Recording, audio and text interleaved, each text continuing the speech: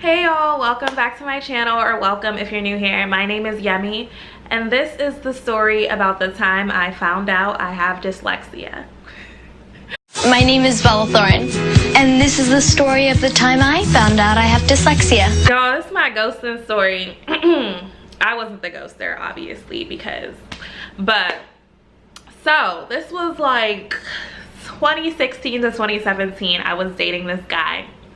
Talking, I guess, like we were never official or anything, and during that time, I just want to preface this by saying that like I was kind of like having low times or whatever. Like I was not in the right mental state at all. I was just very, like, a lot of stuff was going on. I was just very sad. But so when you're listening to this, like, I'm gonna sound like a goofy, but it's like I don't want to say I was desperate, but it was like I kind of latched on to the first person who I felt like could understand me. Like we related to each other so well. So I kind of turned a blind eye to all the negative, and I was just like focused on, because we would talk about mental health and all that all the time, and it was like a nice little whatever. So this was like my senior year of college. I had met this guy at my college, and we started talking, and you know, like I said, like we were very similar, not even just like our mental state, but like our sense of humor was really similar. We had like the same interests and stuff like that. Like he was, I don't want to say the guy version of me, because y'all will see, like, you do not want this man to be the any version of you at all, but we did have a lot of similarities. So yeah, he was very he didn't have a lot going for himself. First of all, like, you don't need a college degree, like, don't think I'm sounding like a education elitist or anything like this, but he only had, I was 21 and he was like, I think 25 or something around there, and I was almost about to graduate, and he only had 2 classes left to graduate, but he refused to take those 2 classes. Like, he didn't have a job. He had a bunch of like student loan debt. He was living at home with his mom, wasn't helping her with bills, groceries, none of that. Like, his only source of income, he played chess. Like, chess was like his hobby. That's like one of the only things we didn't have in common, because I do not play chess. So he would tutor in chess, and then he also would do like these weekly, bi-weekly chess tournaments and make money if he won. So that was his income. Like, he was making his income from chess tournaments and tutoring chess, and not that many people was looking for a chess tutor. So he just wasn't making that much money, which is fine. I wasn't making that much money either. It was my senior year of college. Like, I hadn't started working full-time yet. I had like an on-campus job working in like administrative work, just copying, scanning, things like that. And then I did for like 2 or 3 months have a secondary job at Jimmy John's as a delivery driver, just because I was trying to get that extra queen. But I ended up quitting. I didn't really quit, I just stopped going. Which is another story, but whatever. So yeah, I wasn't making bank either. Like, both of those jobs were probably paying me, I think, $10 an hour. One was paying me $10, one was paying me like $9.25 or something, and I was only working like, I was doing like 5 hours a day. So 35 hours a week isn't that bad, because full-time is 40, but only making $10 an hour.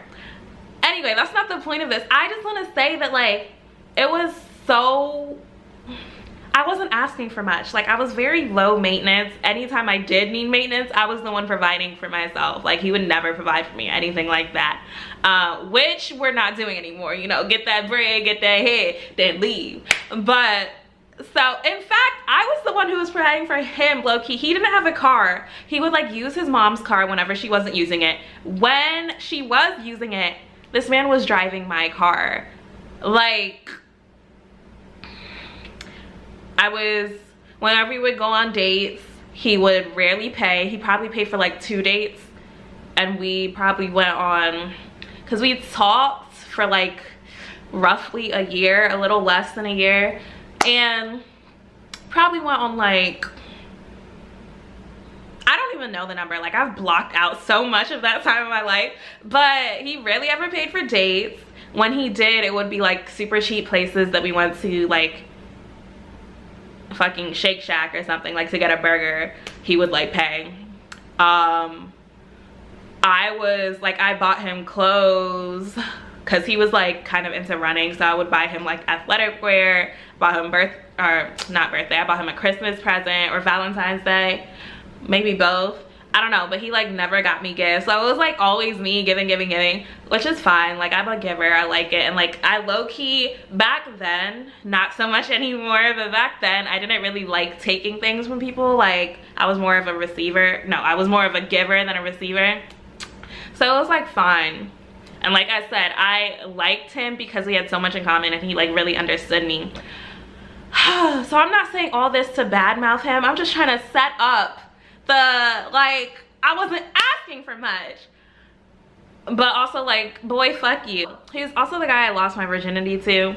If y'all want me to do a video on that, I can, because I don't want to go into too much detail. But yeah, so like, we was really connected. That's pretty much all you need to know. Like, I liked him, I didn't ask him for much. We like had a good relationship where we would like talk about a lot. Like, our communication was pretty on point. It would be like a few times, because like I said, he struggled with his mental, and for him, he needed a lot of alone time, I would say. Like, you know, time to himself. I would give him like a couple days, we wouldn't talk here and there. But yeah, so that's pretty much to preface this.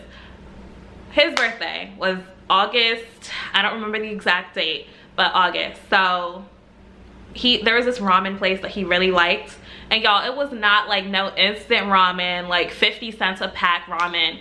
It was at this I wouldn't even say exquisite, because the place didn't look that nice, but they charged a lot. Like, the base bowl was like $12, and then each topping that you put on it would be like an extra $3 or something. Y'all, why did this man get like 8 toppings? Like, I was like, yeah, so it's your birthday, so I'm gonna pay for it, I'm treating you. Oh, shocker. But he was like, okay, I'm gonna go all out, and this nigga got like 8 toppings. I spent over $40 on a bowl of ramen.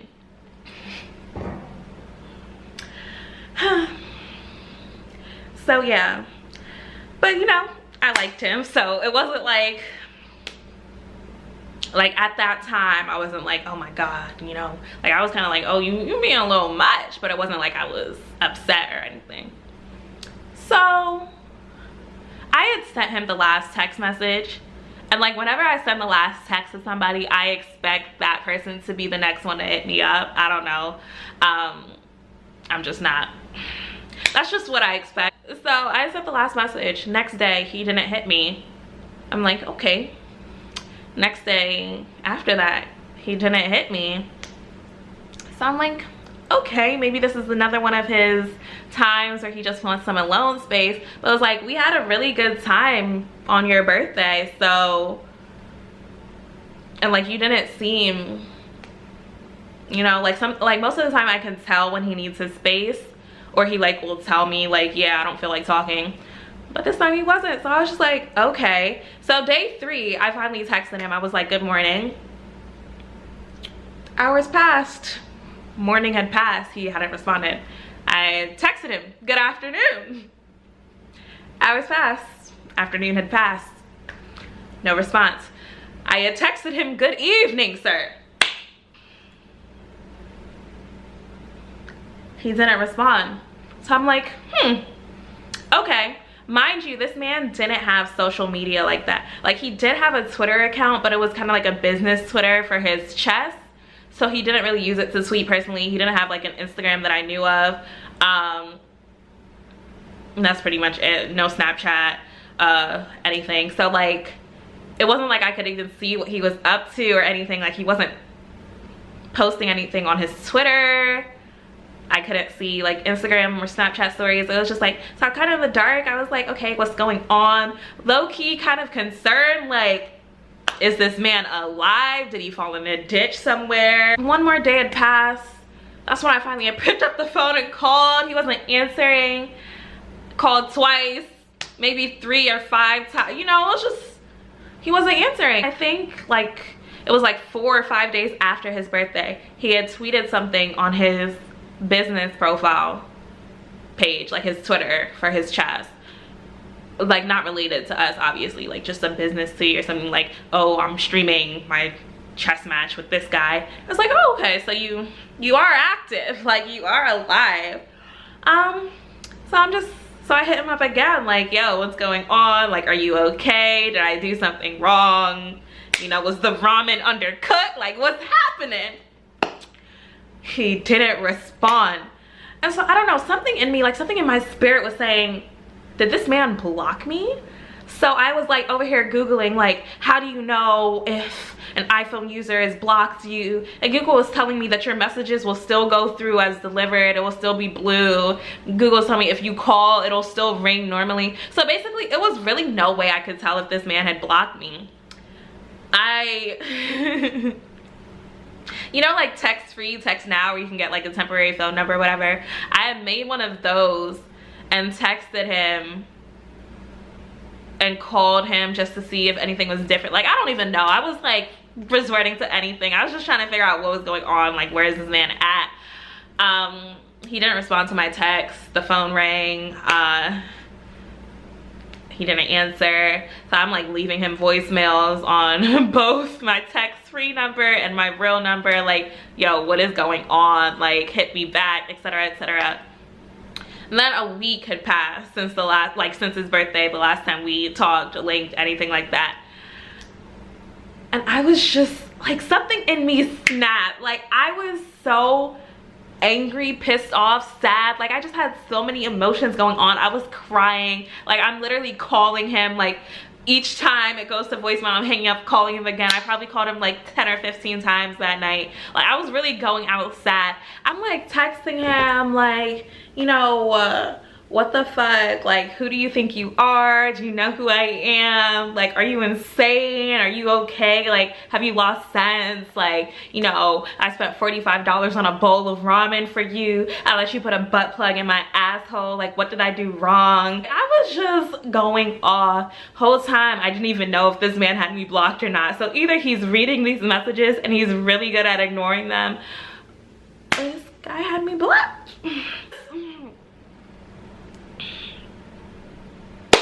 I was going through it, and something told me, mind you, oh my god, I even forgot to mention in the beginning, but this man does not live close to me, or at least like my old house. He lived probably like 40-45 minutes away, and I was always the one driving to him, like, because he doesn't have a car. Something in me was like, you know what, Yummy, you gotta set this man's house on fire. So I got in my car. It was probably like 4 a.m. It was like September of 2017, around 4 a.m. I just started driving, you know, tears. I was still crying, tears of frustration, sadness. I don't even know what tears they were, but just imagine driving. I'm like speeding, you know, swerving. Thankfully it was no cops or state troopers. Like, imagine just crying, tears in your eyes, vision blurry. Like, it was so dangerous, but I did not care. I needed to get to this man's house and show him what I was about. So, you know, tears streaming. Like, you know how mad you gotta be to cry for 40 minutes in the car driving and not think, oh, you know what, you're kind of wildin', like, take a step back, go home, you do not need to be doing this. No, I made it the whole way there. The whole way there, just crying, swerving, doing like 120 on the highway, speed limit 65. It was bad. I got to his apartment.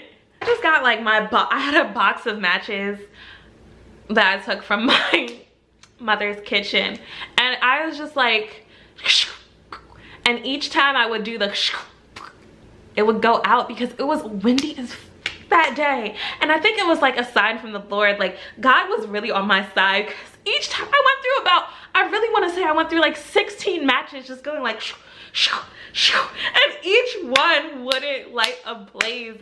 Like, it would, but then the wind would like blow it out before I was able to like throw it. Bruh, and like this whole time I was still crying. So I'm just like Like, it was so bad. Oh my God. So basically, I did not light his apartment on fire. Amen. Because imagine me going to jail for a man who ghosted me. To this day, like, it's been 3 years. I still don't know what happened. I don't know what I did. He still doesn't have social media to my knowledge other than his Twitter. I haven't checked his Twitter in probably like a year or two, so I don't know if he's active, like, but imagine me going to jail over him. I'm just so glad I've grown and matured since then ish. I did hit one guy with my car, that's another story, but like, he's okay. Like, it was a slight tap, you know. So yeah, that's pretty much the story, y'all. Like, just don't let these men get you out of character, okay? You do not want to be catching charges, cases, whatever, over men who don't care about you.